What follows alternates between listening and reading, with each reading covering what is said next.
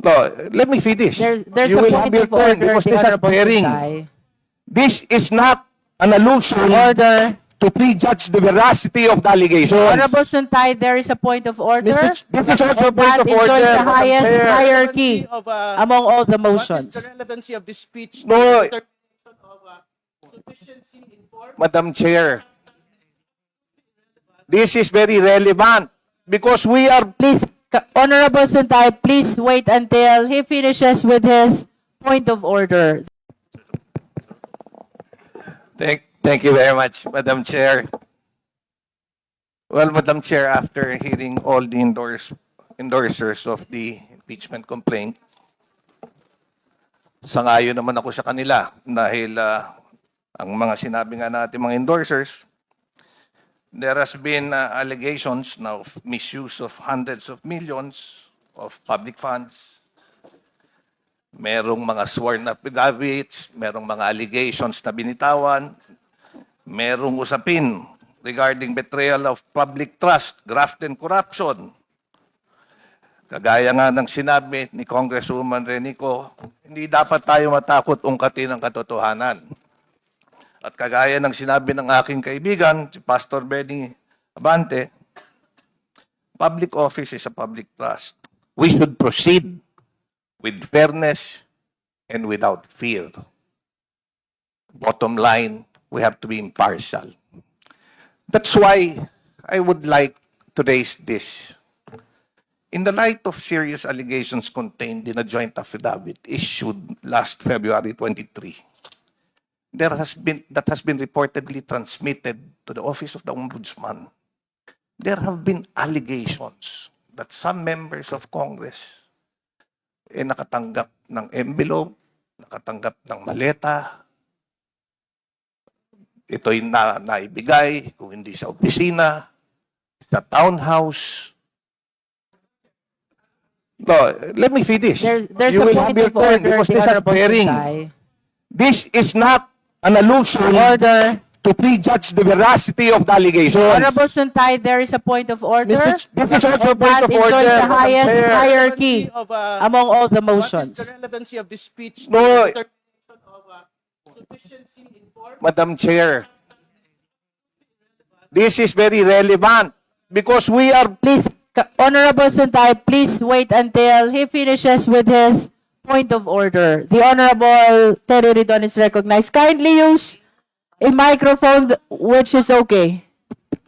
Madam Chair, the speech of our distinguished colleague is absolutely relevant to the question of sufficiency of form and substance in the matter. And more importantly, my understanding of what he's stating today is that he's probably accusing members of Congress, members of the House Committee on Justice, as receiving payments for the implementation of our mandate in the impeachment proceeding. So, which is which, Madam Chair? So I think his speech is out of order and this should be decided promptly by the committee.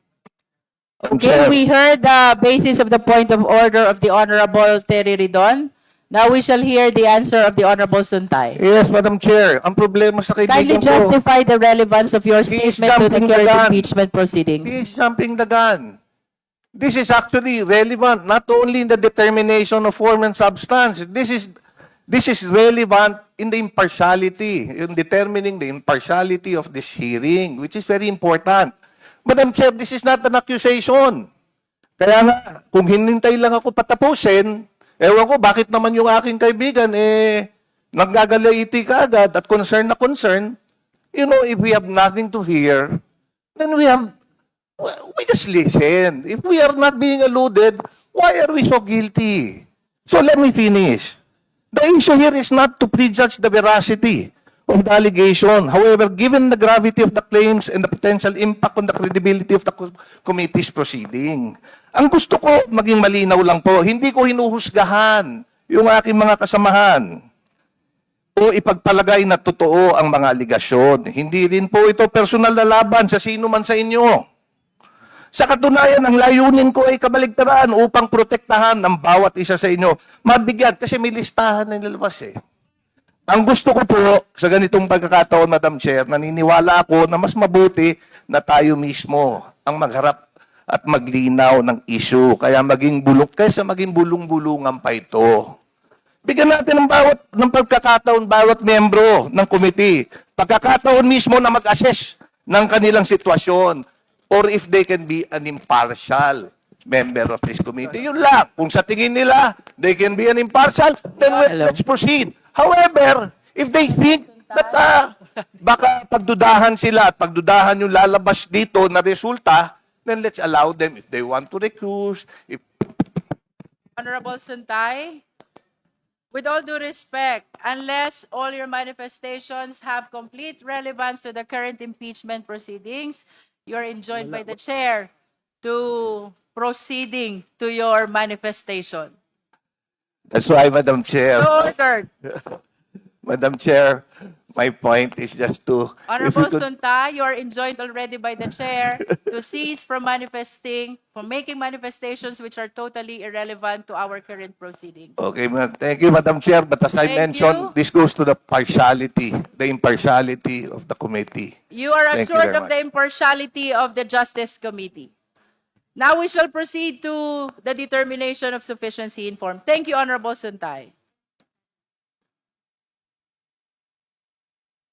We will be suspending for 2 minutes to fix all the microphone.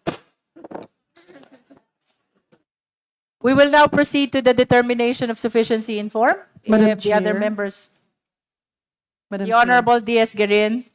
Madam Chair, prior to proceeding with the indulgence of the members of this committee, since the allegations were baseless and not contained in an affidavit, and this is the subject of an impeachment complaint totally unrelated to what was mentioned, may I move that the words and the allegations as contained for congressmen getting money in the office and being delivered in the townhouses be stricken off the records. So moved, Madam Chair.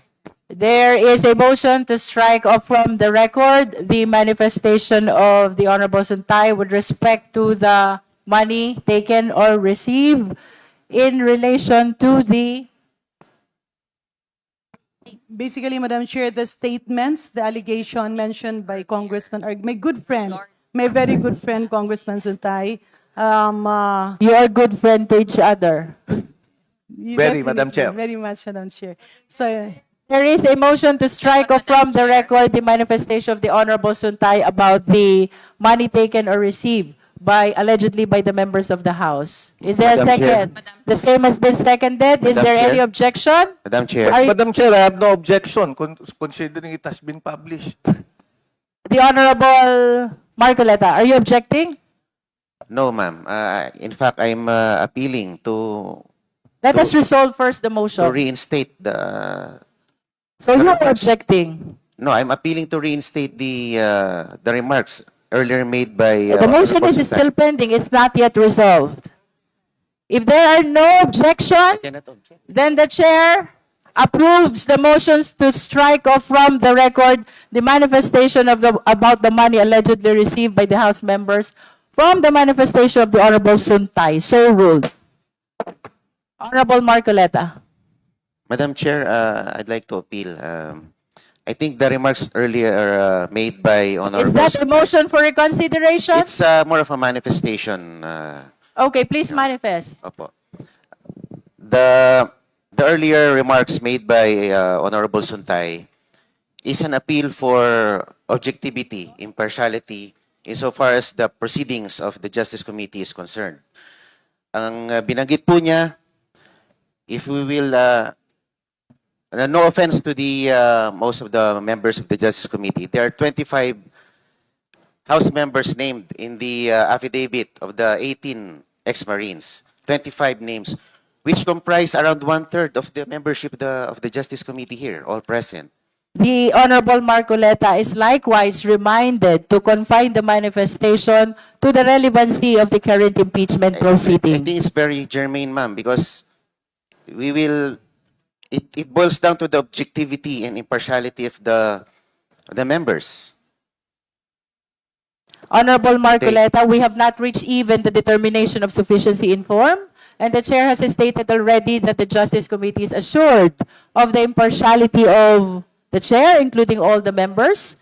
I think that is premature for us to discuss on the partiality when we haven't heard any of these impeachment complaints. So unless the manifestation has relevance to the current impeachment proceeding, the Honorable Marcoleta is requested to cease from making manifestation outside the subject matter of this impeachment proceeding.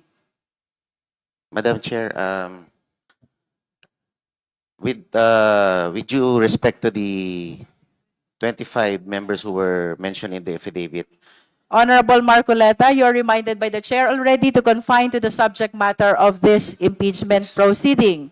If you continue to make a manifestation outside the subject matter, we will be ruling you out of order. With all due respect, Honorable Marcoleta. I submit to the wisdom of the chair. Thank you.